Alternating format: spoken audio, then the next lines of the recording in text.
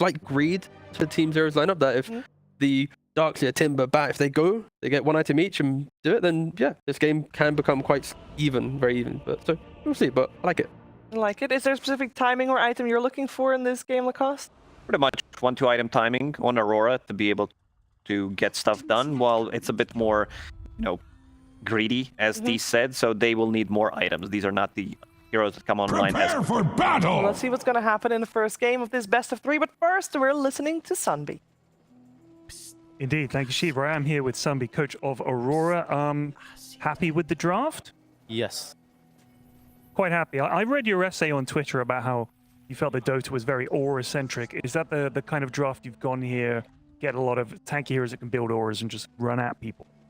I think that's what I think that's what you're going to end up with naturally. It's not necessarily what we were aiming for. I did notice you guys picked Timbersaw first. Win rate of the hero has not been great at the tournament. Why are you so confident in Timbersaw? I think we're just really good at it and everybody else sucks. I love that answer. That's brilliant. Thank you so much. So what kind of style can we expect to see from your boys in this 30 game? seconds to battle. Hopefully, just get really fat and 5-man and smash them with auras. Fantastic. Well, there you go. Well, of course, this is a circus-themed event, and so I send you to the 2 clowns that will be casting this game, Sunsfan and Cinderin. Take it away, chaps. Shout out to Pyrian Flax. We really appreciate you being at this tournament. As always, my good friend, dear friend Ted. We are in game already. Mr. Cinderman, how are you doing as we get started? I'm good. I'm ready. And you know what? I was thinking during this draft, I was like, this is going to be the first game of this tournament we get to cast. Yeah. And there's a Shadow Fiend. And this hero always generates games, one way or the other. It's either complete disaster or it's glory. I feel like it's pretty rare that you see a Shadow Fiend game and your conclusion afterwards is he did all right and it was an okay performance, So I have my eyes on that lane quite a lot. We heard from Ponlo's interview, this is the most experienced player in their team playing the Shadow Fiend, and it's on the big stage. It's a big and important game, this one. Obviously, round 1 to decide whether they continue in the uppers or not. And I think the lane matchup will be pretty interesting to watch. Shadow Fiend plus Tusk against Darkseer sounds like a pretty good lane to me. So we'll see if this Darkseer last pick from Aurora will get punished a lot, or if they will float the lane just fine. Yeah, somewhere out there, Lyrical is cheering very loudly because he's been waiting for this hero to get picked up a little bit more often in the Darkseer, of course. The hero that he got Immortal on, and then can't play anything else apparently. But into this game, Cinderman, best of 3, who would you say is your favorite outside of the lineup? Because I'm just curious on, with just the matchups in general. I mean, I think in terms of just recent performance as well as the groups to go by, Team Zero has looked better on average. I think Aurora has a couple of issues to fix in some of their games, and that's why if you're one of the weaker teams going into the tournament, not necessarily on paper, but just off to a rough start, this kind of format can really favor you, because now you have tape, you have these 6 games that you played, some things went right, some things went wrong, and now you can go to, okay, what elements of our draft are we going to change, what playstyle issues have we had, and now it's the real, quote-unquote, real games, right?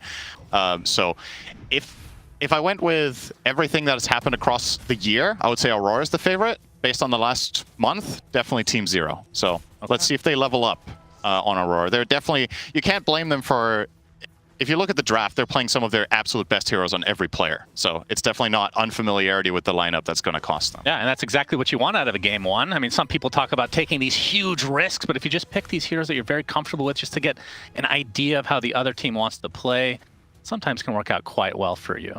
But we can see that it is the Sand King versus the Timbersaw in the mid lane. Typically, Timber's not too shy on going melee versus melee, but it is a Sand King who kind of feels the same in general. How do you feel this matchup goes generally? Yeah, it's fun to see, right? This used to be almost exclusively 2 offlane heroes. I mean, Timber has had his time in mid lane, to be fair, but Sand King mid is becoming a lot more popular right now.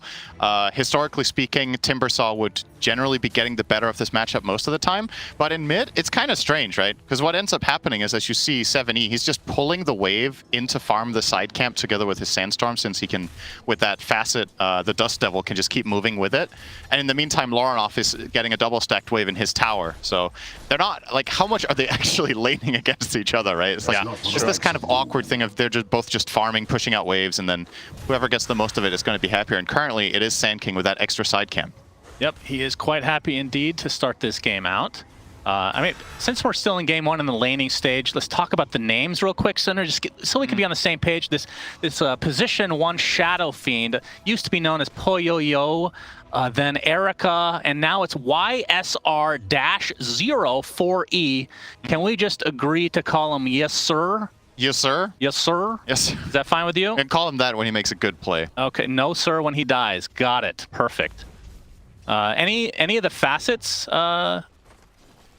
weird to you, or is this all pretty normal? I don't think anything stood out to me as that strange. The one that stands out to me is the centaur. I'm glad that you asked, Cinderin.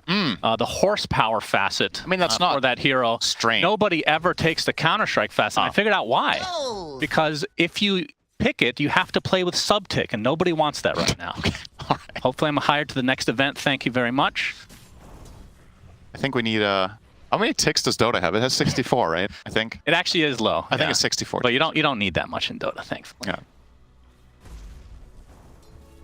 All right. See in this top lane. Yeah, this is a situation here. This is the old Darkseer special. Got to cut the waves, and we'll see how Shadowfiend can fare under the tower here, as he's gonna get ganked potentially. Ollie makes his way over. Astral Spirit is there. A couple Shadow Waves onto Jabs, gets the vacuum off. The Echo Stomp connects, but you have the Snowball to save temporarily. Ponlo makes his way over as well. ZZQ trying to run away, but the first blood is going to be onto the Shadow Fiend. That is not what you want to see if you're Team 0. They're going to lose the Dark Willow as well, as ZZQ attempting to run out. A couple stacks of sticky napalm though, and even Lornoff has made his way over here. So eventually will be yet another kill for Aurora. Great start to the game for them. Much like Cordwood. Going to be delayed even more, but he will die. It's a very good sequence. This is one of the things historically you used to do a lot against safe lane Shadow Fiend. You mentioned the Darkseer classic of cutting the wave, but the way they designed this gank was really nice. They cut behind the wave, they bring Elder Titan through the gate, and flat out just overwhelm. The amount of time it takes Ponlo to realize what's happening, TP in and assist, in that time frame, the Shadow Fiend is already basically dead. So yeah, the snowball save delays the inevitable, but ultimately a really great exchange there for Aurora. I guess the only downside to that play for them was that Lornoff went there as early as he did, because at the end of all of that, he wasn't really needed. He didn't even get an assist. So I think he lost a full wave mid, maybe even a wave and a half, whereas 7E, who TP'd into assist there, or rather walked over after pushing out the wave, is now almost a full level ahead of the Timbersaw in mid. So that could start playing a role later down the line, but of course for Aurora, the triple kill up there is very, very good news. And it also solves it answers my question, right? Is Darkseer going to manage against this SF Tusk lane? And with that bit of help, he's actually still under Shadowfiend's level, but his game is good enough. Darkseer is about hitting level 3 and level 5 without dying. And Shadowfiend still doing quite well in the CS department despite that death. And they're grouping up a bit more now. 7E makes his way over. See if he can make something work here for Team 0. Yet to put a kill on the board. Looks like Jabs might be the recipient here, but be kind of a hard kill. Snowball to start. Is it going to actually connect? It doesn't look like even the Burrow Strike misses. Very unfortunate. Talk about wasting time on the Timbersaw. Now it's a waste of time on the Sand King. Yeah, the silver lining here is that the mid lane isn't empty. They've placed Ponlo here to get some experience on the Dark Willow, so yeah, it definitely is a loss of efficiency because Sand King could be jungling as he's doing now. But yeah, that was a little bit of a swing and a miss, you could say. I think starting there with Snowball from ZZQ and then I think you have to try for the shards. When you can see you can't reach, you have to try to throw out the shards and catch the Darkseer off guard, and if nothing else, just delay his path by a second, and then that Sand King could have connected, but it felt like their heart wasn't really fully in that go as soon as the Snowball went off. They didn't really believe in it. And you know, maybe better to just call it off then, I suppose. Yep, we could see Centaur in the bot lane, played by Beyond, against the Wind Runner that we have been seeing over and over and over at this tournament with the Whirlwind facet. I remember our initial reaction to that. I mean, they have buffed it since then, but it was not very good early on, but things have changed, it seems. Absolutely. It's a lot better now than it used to be. And obviously one of the major upsides you have to playing Wind Ranger carry compared to a lot of the carries is that she's a good laner, right? In this meta, we see almost exclusively ranged carries played by all the teams, and it means, you know, the pool will expand to maybe some less traditional carries as long as the facets allow it. And Whirlwind is that a perfect example of that. She's a good carrier for the popular items in the carry position, and she has a really high DPS ability that she got essentially for free that she used to not have. So it makes sense. That said, though, this is a totally free lane for Centaur. I think Windranger can't really do anything here to flush him out of the lane, and you're playing ET5, who's level 4. There's no way, right? So Beyond will, with his maxed Retaliate, he's going for a very farm-centric build here. He should be getting really, really big on the Centaur over time. So Blade Mail is only a minute away, it looks like. Yep, and I would assume... I mean, is this a Crimson type of game? It really is just Windrunner does the physical damage, but it's probably still worth it, maybe? I think so. It doesn't strike me as a particular... Oh, back with the wall. On the cliff is ZZQ. We'll be able to snowball down, but he's just going to be brought down into the tier 1. Attempting to run away, but the flame break and now the surround tactics should be a kill for Aurora. Tower is under it's attack. taking them quite a while. Really is. They got him. Okay. All right. A lot of stacks here, by the way, by the Bat Rider. So we saw that earlier in the previous series where the game basically ended when the Bat Rider attempted to get all these stacks and then they got stolen, right? They were all stolen in the end. Yeah, it's a big part of the hero, but in this case, Q's level actually looks very healthy. He's 2-0-2 now, level 6.5, minute 9, so this is a very well-played early game for Bat. I would say it's above par in his progression in the game. To answer your question about Centaur, I think Crimson Guard is worth it for 2 reasons. Windranger is one of them, the other one's the Darkseer Wall, right? I think it's like a hidden thing that it's good against, because usually the decision you have to make on Centaur is, am I getting the Crimson or the Pipe? Like, maybe you can get both in some cases, but I don't think Pipe is that good here. Timbersaw, almost exclusively pure, right? You have Bat Rider for some magic damage. You have a little bit here and there from Windranger and the Darkseer Iron Shells, but probably better off getting the Crimson and then scaling yourself. Dagger, Heart, you know, becoming a beast. Oh yeah, that's a good build. Good thing. You can see 7E very close to picking up his Blink Dagger. We'll see what they want to do with that. Probably try to use it to blink on heroes, I would guess. Initiate. Still have yet to get a kill, which is really surprising for the Team Zero side. It is, but a lot of the time in Dota, it's a matter of, you know, you can look at the kill score and be like, wow, they've done nothing, but effectively what they have done is enable all 3 of their cores. So I don't think they're that concerned with the state of the game. If all of their cores are reporting, I'm fine. You know, I'm getting the farm I need. I'm getting the usual progression we've practiced for with this lineup. Then they can bide their time. I think this is the type of game where both teams really, like Shadow Fiend needs a little bit of build-up time as a carry. As we've talked about, the panel was saying the Dire lineup arguably is a little bit greedy in how many items they ideally want before their first fight. So as long as they don't start bleeding any more than this, give them another 10-15 minutes of farming. They show up with their key items on the Shadow Fiend carry. Both their Centaur and Senking have an additional tankiness item. They're going to be hard to break through for Aurora, I think. Well, smokes will connect.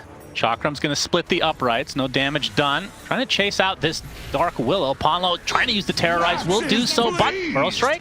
Looks like the Dark Willow falls regardless, so still 5-0 Aurora. No kill to Team Zero's name.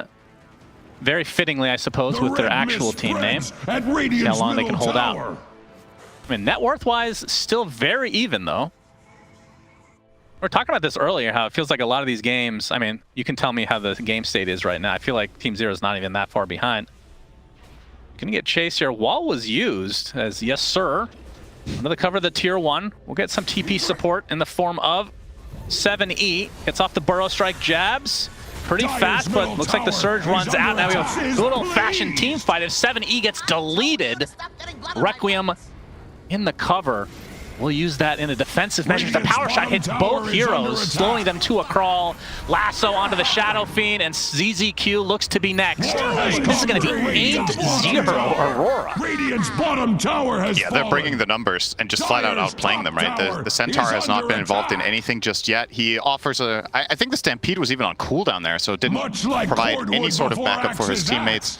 And they just get overwhelmed. Shadow Fiend as a carry has this weak part of the game that I would say is particularly now, where you see his build is Mask of Madness and Dragonlance. He can't fend for himself. If heroes get on top of you and they have stun, you're just dead. So he really needs that protection from the other heroes, but unfortunately they kind of got caught in the blender. It's just outnumbered. All the AoE abilities were landing together, and Aurora lined it up very nicely. And they're getting, we heard in the coach interview pregame from Sunby, we're good with Timber, everyone else sucked. Yeah. Laurinov is having a great game currently on the Timber. That rotation was very big for him. Confidence has never been an issue for Sunbees. That is true. Not surprising with that kind of an answer. As 23. So we kind of got cut off, but what do you think of the Whirlwind now on the Windrunner? I think it's solid. I mean, the pro teams are running it for a reason. The first version, as we said, was probably not good enough. It got buffed quite a bit, and yeah, it's just a hero that has solid utility. It's having a carry that has its own stun from range and has AoE damage and has strong laning is pretty hard to find, right? You'd be hard pressed to find a more complete carry in a way. Well, the way I look at it, it's kind of like a tell me if you disagree with this. It's kind of like a shorter ranged flat cannon, but it procs items, which is, as we're going to see, the initiation, lasso, onto the Centaur, beyond, pops the Stampede with the Blade Mill activated as well. Now he's very slow. Will they catch him? Flame Break gives him a bit of a boost. Nobody's coming to aid you, my friend. That is 9-0 Aurora, as Team Zero continuing to not find a kill. Yeah, I mean, it's in the team name. This is their identity. The moment they get a kill, they disband. So they have to keep it this way. I will be very impressed if they win this game without a kill. I think that would be... That's on my bingo card. Oh, that's called a caster curse right there. I mean, they did take both Wisdom Runes, so we're going to see Epicenter potentially used here on the side from 7E. Will not use it in the end. Burrow strikes outside of the wall. As ZZQ with the drinking buddies, giving a little bit extra speed there. Laurinov forcing them out completely. Yeah, just really playing to his strengths right now. He understands how much stronger he is than everyone else in the game. And as the panel talked about, in theory, the Shadow Fiend matchup against Timbersaw is very good, but they didn't get to lane against each other. They kind of... Sure, you pick the Shadow Fiend and you effectively pushed the Timbersaw mid, but then you didn't really exploit it by putting SF mid yourself because you committed with the Centaur pick and you didn't want to play Sand King safe lane. Right. So you didn't really get that aspect of the matchup out of it. And now that Laurinov is this far ahead, I actually don't think the matchup's that concerning in general. Okay, this is quite the dive. Yeah, and that's a very tanky hero. They really want that first kill. That is the last one you probably go on, though. Important vitamins and minerals. So they're going to wrap around here. Fortification was popped. Beyond's going to be using that beautiful Centaur passive to do some damage to this tower, and it'll end up resulting in a tier 1 kill. So he is going for the pipe on Centaur. Interesting. Not completely sold that this is the best choice here. It does give a lot of regen. I mean, if you're going to go for regen, you get heart, though. Dyer's bottom But then again, tower heart is against under Timbersaw, attack. I mean, it's not bad, but it was the debate between this and Crimson, right? And I personally was probably more in favor of a Crimson Guard, considering Wall plus Windranger down the stretch. But maybe what they're thinking is, if the pipe we're going to get at the exact timing that we really kind of want to, where the spells are the bigger concern. Like Windranger might not be the biggest issue at the time that they want to take the game-deciding fight for them, whereas the pipe will help against the other things, and then maybe Crimson, 5 to 10 minutes later would be a better choice. But then you really need to nail that timing, right? Because the way I see it, pipe is not that great, aside from a short 5 to 10 minute window here. I mean, potentially that just shows how good the item is in general. If it's not that much magic, I mean, you're still getting it. Yep. That is interesting. I mean, they do have magic damage, of course, but it's not like they have burst, just kind of elongated. As Yes Sir going to be farming up these Ancients, getting close to his BKB. So he has the Dragonlance, Mask of Madness, BKB to come. Yep. Curious to see what he does after that. You're playing against Windranger, so you probably want MKB at some point in your build. But is he going to complete the Pike first with his Dragonlance, or is he going to go for, say, a Daedalus for the damage, or is he going for that MKB and really focusing on that matchup? It's also a decent damage item against Timbersaw to have MKB, so perhaps that's worth a consideration. Yeah, I think that's going to be a little bit telling about where Team Zero are at right now. But I also wonder what they're at mentally. Like, it's 18 minutes, you haven't killed a hero. Like, what is your read on the game state? Do you feel like you're getting owned? Do you think it's under control, Like, I mean, 3K is not that bad. Yeah, but they don't know. That's the thing, right? The players have to play on feel, and they might be like, yeah, we feel like we've got the stuff that we want, but, ultimately, if you pause the game right now and ask them how far behind do you think you are, I don't know if they would, guess this amount. and the distribution of gold, right? You're always going to have to feel it out. Q. Oh, Beyond. He gets initiated on. And see the Brambles, though, connecting. Looks like this Bat Rider will be the first kill of the game for Team Zero. They are on the board officially. Terrorize to be used basically on Lorinov as 70 just barely gets out. He almost killed himself stunning into Timber. He just took like 700 damage by going next to him in his Sandstorm and Epicenter combo. And Timber was barely tickled with his Eternal Shroud. So, yeah, got to be careful. I feel like 7E is a little bit too hungry to go in the Timber. I think he's probably better off looking for other alternative targets unless they feel like there's value in just the stun itself. But popping all your stuff to try to go and put damage into Timber, I feel like it's a complete waste for his hero right now. That needs to be a very coordinated team effort. But Team Zero get on the board. Yeah, that's a feels good for them. Yep, they got a kill. And it was a very quick reaction there. There was a great counterplay. They immediately got off the Blade Mail on Beyond and an immediate counter stun as well. So, oh wow, this is fast. Yep. All right. Shadow Fiend's always been good at this with his aura. 4 points in Presence plus Mask of Madness. And obviously happy to have the Specialist's Array, not particularly helping here, but just helping the hero in general in the game. I think Aurora could maybe get a fight after this if they fancy it. They're not going to be too late for power it. shot. Oh, almost stole it. Okay, almost stole it, but Yasur gets the Aegis. He'll be able to kill off the Tusk right off the bat, and I think Team Zero will... Oh, he missed the chain, Lorinov. No Timber Chain for you. Gets hoof stomped and will die mid-Timber Chain. That is a huge kill for Team Zero, but at the same time, they've lost their Sand King, and they're going to lose their Centaur as well. So 4 for 1. You do maintain Aegis control. What's that worth? All things considered, that is a relatively even exchange, I would say. I mean, the gold, of course, you're looking at an advantage going the way of the Radiant, but having this Aegis to make a potential play of your own in the near future now, as well as getting that big kill on the Timber, who was 5-0. There's a decent kill bounty going the way of, I believe it was Shadow Fiend getting the last hit, was it? No, it was actually Centaur that got the brunt of that gold. So he will buy off a Blink Dagger with that. It does give them some opportunities here, but yeah, Aurora, I really like their play call of going for that. They obviously knew they weren't getting the Aegis when the power shot scouted the pit, but they also immediately identified, okay, Tusk is half health. He arguably probably tanked a little bit too much damage there at the Roche or his SF, and Aurora get a good punish. An Ollie. Cover of invisibility right now. We can set something up onto Oh, that would be a good find. Shadow Fiend. Yep, this is the Echo Stomp available, level 2. Invis Rune, not smoke, so he can go right behind the SF if he wanted to, but they are going to concede the area for now, knowing that there's so much backup and the Aegis, he doesn't fancy his chance. I think they saw that word, right? Yeah, absolutely. What it used to be. Coming out from That is for CCQ. certain.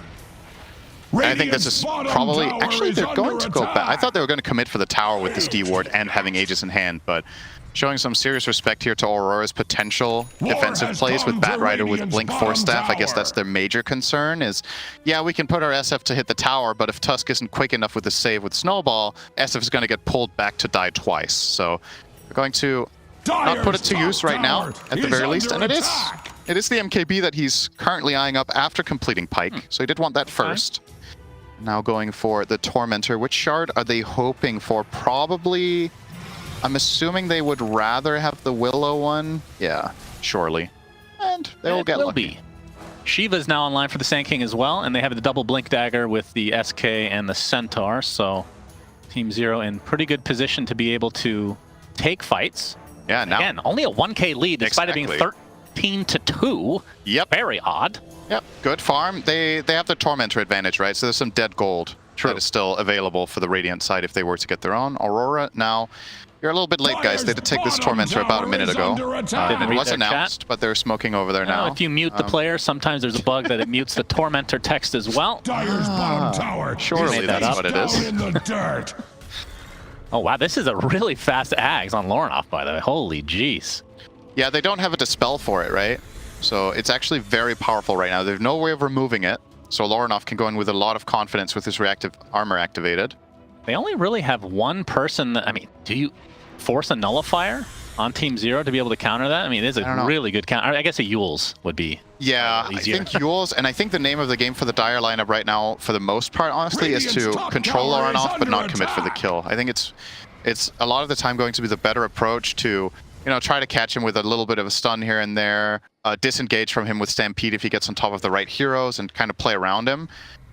Sure, they did kill him top, but it was some very specific conditions, right? Where he missed his Timber Chain. Otherwise, there was no way he was dying there. So they have to be very respectful of how strong that hero is. And of course, now that he has reactive armor, I think it's almost... I'm not going to say it's impossible to kill him, but man, they need a lot to get him. Speaking of shards that you don't really want. Yeah, this is not particularly great on support, Bat. No disarm on Lasso, as well as an additional sticky stack. In this purpose, all it really does is increase your net worth by 1,400. Yeah, the alternative on ET... I mean, the ET one isn't the greatest either when you're playing support ET, so in reality... That's true, I guess. Yeah, neither are particularly great. Yeah, these are definitely not the best shards when you're playing these heroes in supporting roles. They're both kind of good if you're playing them in core roles, but that's not happening very often in Pro Dota right now. So, yeah, Aurora's lineup just doesn't have the best value out of Tormentor, but you still want to kill it for two reasons. First of all, you set up yourself for later getting a shard on the other heroes, on your cores, if they want one, and you obviously remove it from the pool for the enemy, because all the shards on the Dire are, I would argue, quite good. So Aegis not really used to fight, but didn't get much out of that. Perhaps it dissuaded Aurora from taking a fight themselves, so maybe that's... a good enough use for Team Zero. I mean, you were talking about that fight where they lost, obviously, 4 heroes, but they did get the Aegis. You're like, this could work out well for them. Do you think this worked out well for them? I still don't think it was a travesty. I mean, I would have liked them to somehow use the Aegis, but I think in the grand scheme of things, that bottom push could have gone really wrong. So, nice reaction there from 7E, getting out. Yeah, some nice... It's a very wasteful use of arrows here. The Fletcher is not going to be happy about that. 23. Just throwing out 50 arrows into nothingness. Just even go and pick them up again. Yeah, I all in all, my conclusion on that fight top, relatively inconsequential now. And it is an unusually quiet game that we have on our hands right now, both teams. That's, historically speaking, is good news for Aurora. This is a team that is no stranger to 60-plus minute games. They had, I want to say, half a year that it was almost the norm for them to play every game over 45 minutes. This tournament, the average game time has been quite a bit shorter here. I believe they had a 55-minute game so far, which was one of the longest we've had, if not the longest. Man, I am really hoping that we get to cast at least one 60-minute game at this TI. If we do, this is a possible candidate. Okay. Because it has Aurora in it. Yeah, that's true. That increases the probability by about 50%. 50%, wow, that's quite a bit. It depends. If the starting chance is 1%, then it's 1.5. Lasso actually pops a Shadow Realm. Is he? Attempting to TP out, but the vacuum is there to cancel, so Ponlo will eventually die. Team Zero, again, another death to their name, but not really falling that far behind, all things considered. Yeah, this is a relatively irrelevant death. They did TP rotations to kill a position 4 next to their towers, and it's a pretty poor position 4 at that, right? He's not got like massive amounts of net worth or a really important item coming up. I say that he's 500 away from Blink, but actually I don't know how good that is here. But I suppose, I mean, what else are you going to buy in the Willow? I still think the Yules that you suggested would be a nice choice here. I'm pretty sure it's mandatory at some point. Yeah, I would really like to see Ponlo go Yules over Dagger, but he looks pretty committed at this point. He's had in quick bite for quite a while. Top tier 2 towers definitely gone. I wonder how much of the damage that 23 Savage does during Whirlwind from just Maelstrom procs, if that's worth a pipe, legitimately. Yeah, that's a good point. Maybe that's enough. Maybe that is the reason, actually. You're comparing the physical damage versus that when you're going the Crimson versus Pipe math, if you will. And yeah, I think, what, the more I think about it when you say it, it sounds like Pipe might actually just be better specifically for that reason. Actually convince you of something. Yep. That is incredible. Yep. Screenshot of that. Won't let it happen again. Okay. Second Roche is available. Is under attack. Aurora scouting it out. So they're aware. And their lineup is insane in the pit. Absolutely. You got the Elder Titan, which is the classic Roche contester, Vac Wall, individual lasso initiation. Timber is crazy in the pit. Is under attack. Timber's crazy in general. Yeah, his lore, I think, does back that up. He's legitimately crazy. Is under attack. They will attempt the Roche, and it looks to be theirs for the taking. Yep. Team Zero not going to contest. Not sure if they're even completely aware of this. Oh, they are TPing over the Shadow Fiend now. Maybe a smoke. It's too late if they try, but the lasso. Q has fallen onto to the Ponlo. Radiant. Oh, but the counter initiation from beyond gets the hoof stomp into the double edge. Power shot going to slow him a bit. You can see Team Zero maybe potentially trying to run back here as the vacuum is there. This isn't over. Shadow Fiend ult used as well. Echo Stomp is there, but the hoof stomp finally comes out from beyond, but he just gets destroyed along with the Dark Willow. Yes, sir, is dead. And that leaves one member of Team Zero alive, and that is 7E. The BKB about to run out. And that looks to be a full team wipe. An ultra kill for Laurenhoff. They lose the Aegis, but nobody else died. Yeah, there's a lot of spells in that team fight for Team Zero just didn't land, right? They never got off Terrorize, or excuse me, they did get off Terrorize. They never got off Bedlam on the opener when he did survive the lasso. So it kind of looked like, okay, that lasso wasn't that good, but it was a very pitiful Requiem. I think the Sand King, the Burrow Strike hit one target. The Centaur had already committed his initiation onto the bat before his allies were there, so that didn't lead to a kill either. I would just say uncharacteristically uncoordinated here from Zero. So you're going to see the replay here, right? They go on the... There's the Centaur stomp onto bat. So now you've exchanged some spells, but Centaur is now in a compromised position. This Requiem is at best. It's just blocked by the pipe. And in the meantime, this Windranger is just going absolutely to town together with Laurenhoff. Just winning on damage, right? Both teams are tanky, but one of them just hits harder. He's under attack. Yep, and now that has opened up the game. This score now kind of feels right, Cinderin. Yeah, now the net worth kind of matches the score. 18-2 with quite a large lead now. Double digit, 10K, make it 11K. And Aurora certainly are in the driver's seat. Feels like Team Zero not really showing up for this game one in some respects. Perhaps, I mean, Ponlo doing that interview, I thought that, I agree with Shiva. That was a really, really good interview. Very honest, very upfront about how he wasn't really happy with his past performances.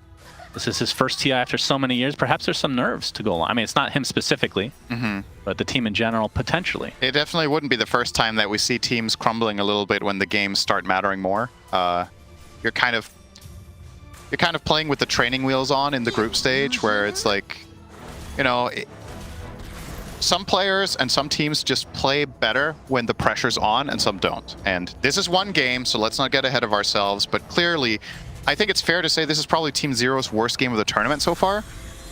So whether you want to read too much into that or not, let's give them a couple more games. But yeah, it definitely has not been their game so far. And now I have a second question, which is, we're approaching a later stage of the game. What was your first question? Why are you here? My second question is... Yeah, we're asking that. Does Shadow Fiend hold a candle to Windranger late game? That's a good question. I actually don't 23 know. Savage getting gone on. Will pop his ult in retreat with the BKB. Snowball is not really going to connect, but the Ice Shark blocks him in, but he destroys the Tusk. But eventually they do find the Windrunner. 1-for-1, definitely good exchange for Team Zero. They're going to need a few more of those to get back in this game, though. He was just completely alone on that Windranger going for this move, and that's it's a meaningful punish, you know. Aurora is definitely still very comfortable, but a 50% increase in kills for Team Zero there. Very nice. Now they need to have 2 kills on Aurora. Maybe it's all part of the script for the 22-3 scoreline that you love so much, Shannon, because you're a big meme connoisseur. That's right. As everybody knows, you're staying young through memes. If only that were a thing. Yeah. I'd be a baby. Well, Aurora obviously have to wait for their Windrunner to... Oh my god, the damage! Just a little quick exchange there, and 70 already at half health. That's the mid lane Sand King, by the way. It does have the BKB Shiva's blink, and I don't know, what can Team Zero do to get back in this game? Obviously, finding a Windrunner all by her lonesome every now and then will help it attribute to some sort of a comeback, but... it's easier said than done, but honestly, I feel like in the team fights they've had, the spells have not been cast in correct coordination to begin with. So, easy answer to your question, cast your spells better. But, Okay, well there you go. Ponlo gets gone on again, this time dies within the Shadow Realm. A 7E cancellation of the teleportation. Oh, he's gone. And he is a goner as well. So 2 quick kills for Aurora. Yeah, so in a little bit more detail, And we got the reverse 3-2-2, of course. Oh, there you Sorry, go. just So the problem that Zero faces a little bit is perhaps an issue in their lineup, if you want to look at it on a bigger scale, is Sand King, Centaur, and Tusk in the same lineup is maybe too much of the same thing, right? It's these melee heroes that go up close and have a single stun that they want to build the fight around. So perhaps the reason that their fights seem a little bit uncoordinated is that they're kind of doing each other's jobs, and it makes it difficult to line things up the way that they like. So maybe there's a little bit of a draft issue going on there. We'll see if they manage to defend here. So Crimson Guard will be deployed to delay this. They need to buy a lot of time for the Sand King. I think defending without him is more or less impossible. Yeah, it might put, it could be a Rax here. Dyer's bottom 20 tower seconds. is taking many wounds. Fortification. Q going in deep, didn't find it though. Hoof Stomp actually does hit, but the Force Staff gives them enough space to get away. Radiant cares to heap upon Fortification is finally popped, so they'll get the tower. And now the Sand King is alive.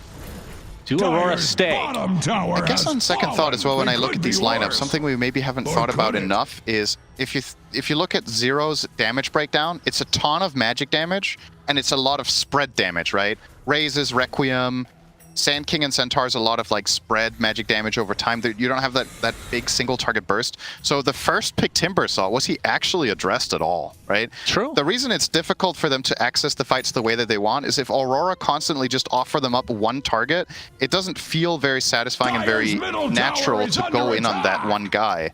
And they've had very good positioning of their heroes, very good formation most of the time, where they're putting Team Zero in this position. All right, guys, you have 2 choices. Are you going to jump the Timber Saw that is Giga Tanky, or the Darkseer that is Giga Tanky with auras?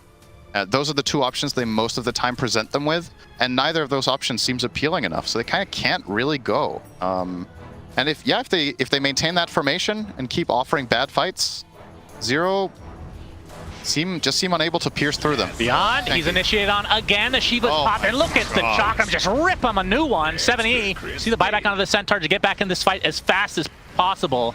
Echo Stomp delaying everything though. Man, so much damage in the backline too. SF and Sand King both popping their BKBs. Tusk is down to half. They got absolutely nothing out of everything they used there. Buyback on Centaur, BKBs, clean disengage for Aurora into an immediate Tormentor. If they get lucky here, this one does not go to ET. I think they would love it on someone else. That's ET. Well, sometimes, you know, the good news is... if he wants to go in with it, it is good, yeah, but he'll probably die shortly after. He does not have the build to go in with it. He has Solar Crest Glimmer. I don't think Ollie has any interest in toggling this, but... doesn't it reduce the cooldown as well, though? Yeah, but the thing is, the cooldown of Astral Spirit is still higher. Yeah. So it's hard to use the second stomp regardless. But in some edge cases, maybe the cooldown reduction matters. If you somehow get a Spirit Stomp into then being in a position where you can stomp again. But not a very common thing at this level. All right, well, 23 Savage now has a Satanic, so it doesn't really have to worry about the Blade Mail as much. You can just pop that in time. Oh yeah, he is big. As Q up, looking for an initiation. Okay, that was all over the place. Laurent pops the Shivas, finally finds the Tusk. And that's going to be an easy, clean kill. Ponlo on the cliff as well. That's a double for 23 Savage, as they will likely just prepare for this Roche and 7E. Do they have the vision? They definitely do now, as Q continued to pursue. And he's left to his own devices, an eventual death. Yet another kill for Aurora, 26-3, right on the doorsteps of Roche number 3 with the old Aghanim Scepter. Who takes this? Windrunner? Honestly, they're not going to do it, but the way that Q has been initiating literally every fight would actually be really good on him. Yeah, I think I'm okay with Bat as well, but I think Windrainer is the safer choice. For sure, it's safer. Hasn't popped it in just yet, so maybe they are discussing it. Okay, there we go. Now he's going. I'm carry. I eat ags. I mean, if nothing else, this should be quite crazy for the hero versus hero matchup against Shadow Fiend, right? Reducing physical damage taken by 45% during Wind Run Yeah, makes that matchup super one-sided all of a sudden, as if it wasn't good enough for him already.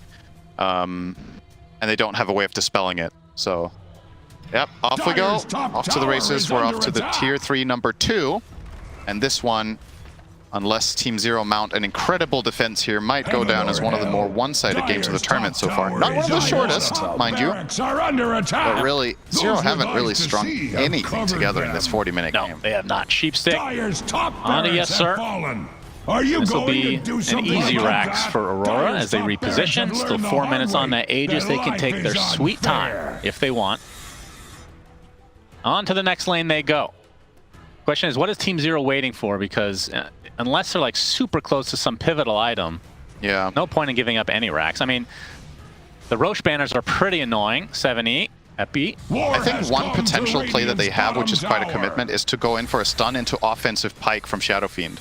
But like, if Dire's middle tower was worth a damn, like you catch someone, Shadow Fiend gets multiple attacks off, and you try to use that as a single target, quote-unquote burst, but I just don't think it's enough, man. I think these heroes are too tanky. And we'll see if they do it. Okay, gonna get some Burrow to start. He's still got to burn right through this Aegis. Okay, Snowball is going to save him temporarily, but the Whirlwind is doing so much damage.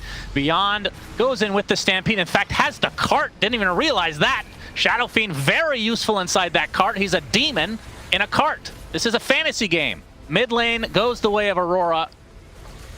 And still no kills are to be had in this fight. I mean, at least they drove around the king on his throne, right? Unfortunately, he was shooting with a water gun, so it didn't really matter. But it looked cool. Oh god, I want this Axe to be so... I want it to be good so bad. Workhorse for the win, okay. Putting everything onto this Timber Saw, but look at the damage again from 23 Savage. Sand King is dead in the blink of an eye.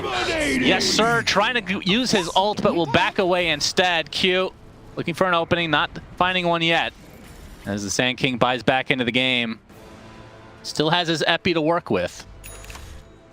But Lornoff just seems impossible. Look at his items, He is invincible. A heart on top of everything else now.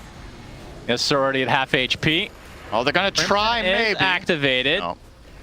Faking out the Epi. Is he actually going to go for it? No, now he got Chakram. No, he will never use it the rest of the game. That's my call. 23 Savage with the Whirlwind. Yes, sir. Getting into the high ground, but brought back to the low ground and insta-gives himself. 3 dead, just like that, and the game is over. Aurora completely stomps Team Zero in this game number 1. Yeah, I mean, there isn't really much to write home about, is there? They just got absolutely crushed. I really like everything Aurora did in this game. I think the first big step toward this direction was the initial rotation where they got 3 kills top. Just activating your Elder Titan, going through the gate, and getting Darkseer off to a good start, and snowballing from there. And for Team Zero, just, yeah, not really, just a string of